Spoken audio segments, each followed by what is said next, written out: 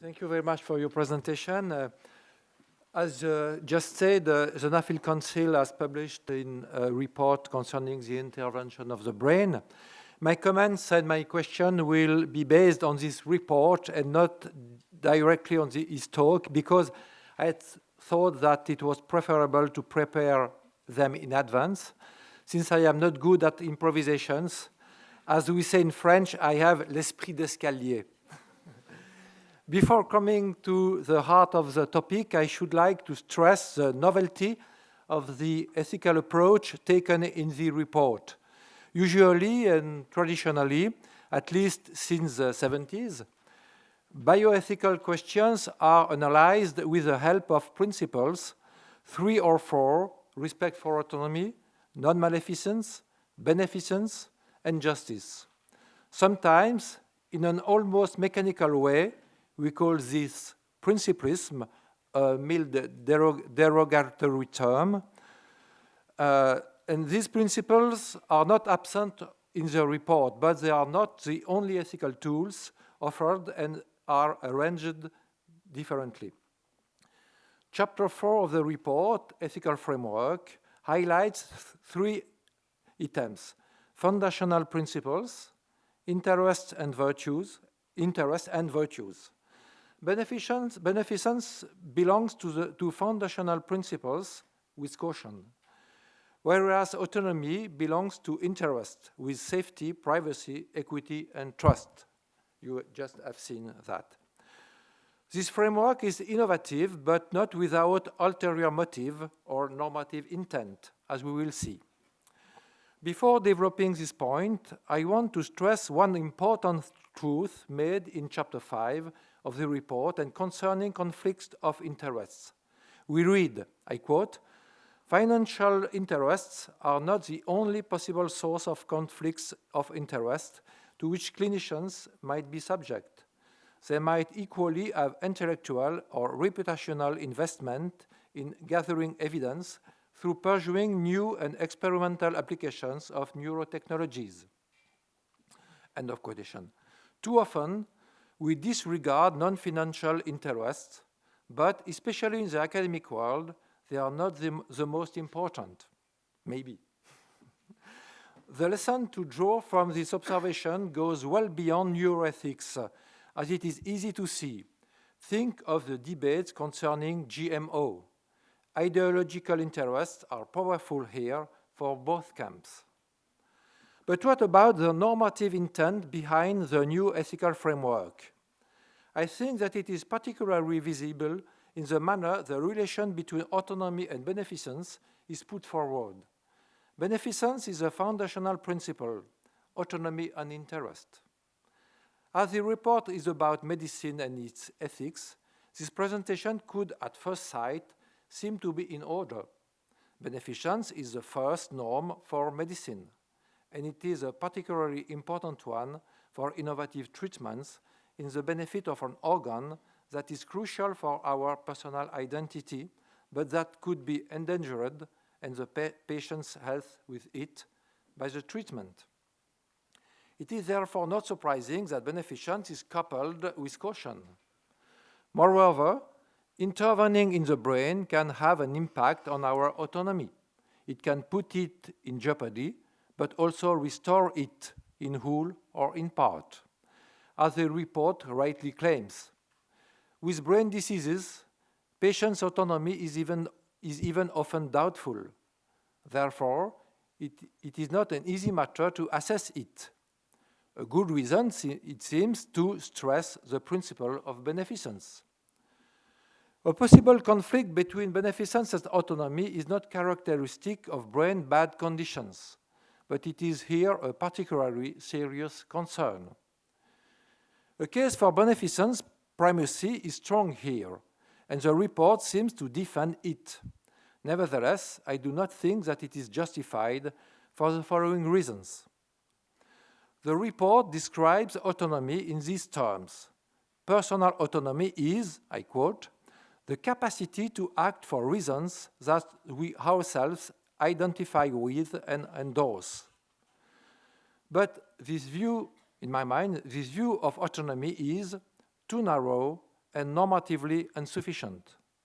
It is too narrow because autonomy comprises other capacities too, and wider ones.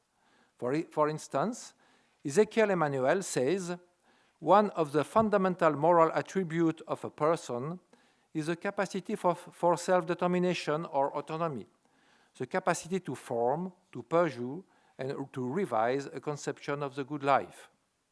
Another author, Lauren Lomasky, states, each person possesses a kind of sovereignty over his own life, and such sovereignty entails that he be accorded a zone of protected activity within which he is to be free from encroachment by others. The authors of the report could nevertheless object that if brain conditions can hinder narrow autonomy, they can a fortiori hinder wider autonomy. I concede it, but my main point is a normative one. The gist of autonomy for ethics is the fact that it tells who has moral authority, who is in charge for deciding. And the answer is the patient, as long as he can. It is the basis of the liberal view of the relationships between the individual and his community. The authority of the latter must stop, of the community must stop when protected interests of the individual are at stake. Therefore, it is not, in my opinion, sufficient to say that autonomy belongs to interests that, I quote, warrant particular attention on the same level than safety or trust. Interestingly, health is not mentioned as an interest deserving special protection, probably because health is linked with beneficence and safety. Health is indeed an interest of paramount importance in relation with medicine. Consequently, I understand this omission or this classification of interests like a claim that health is a more important interest than autonomy. Basically, I understand the relation between a patient and medicine like the relation between a citizen and the state. Human beings are hypersocial animals, therefore, collective goals are always prone to override individual ones. Autonomy and basic liberties are means to protect these individuals' goals. And as the state protects and threatens the citizen at once, medicine protects and threatens the patients at once. Hence the importance of the respect for autonomy. If this liberal stance is correct, and it is not clear for me that the report really wants to depart from it, it has some relevance for enhancement too. The debate concerning human enhancement through pharmaceutical means or brain manipulation with non-invasive devices like TMS is ongoing and rather passionate. But if autonomy must be in the center, then it is not a decisive argument to say, like the Nuffield Council, their use for non-therapeutic purposes do not bring clear social benefits, even if this is true. In practice, the report does not reject the prominent place of autonomy, and it provides a sensible analysis of many thorny questions. Therefore, my point is valid only at the theoretical level, but I am a philosopher. The report tends even to enlarge the scope of autonomy in certain cases. For example, in the cases of interrogations, I quote, "We recommend that the armed forces and intelligence services consider issuing advice to their personnel that the use of neuro devices in interrogation is coercive, and as such is prohibited under international humanitarian law." The recommendation speaks of coercion because international law prohibits it, but it would be better to speak of manipulation. Imagine a future BCI influencing the mind without any contact with a person from a remote place. Manipulation can also use pharmacological drugs. Many studies have been conducted on this topic. The fashion now is to refer to oxytocin. and can be extended in the daily life. Marketing is a new discipline, but marketing has always tried to influence and even manipulate buyers. The manipulation can be intentional or not. Think of Parkinsonian developing game addiction as a consequence of DBS. When it is intentional, it is usually considered as immoral. But if marketing is ethically acceptable, why neuromarketing would not be? And if neuromarketing is ethically acceptable, why not brain manipulation in interrogation? The law forbids it, but the law sometimes errs. And last question, what about lie detection through fMRI? Like brain manipulation, it bypasses or could bypass will and consent. Thank you.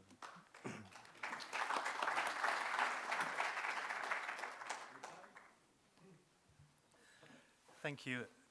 And that was an extremely interesting, and I think, I don't think you are very far apart from what we intended to say once you try and put everything together. But if I can come back to the central question about the role and meaning of autonomy in our report, perhaps from the examples used at the end around marketing, manipulation, and enhancement questions. I mean, I think that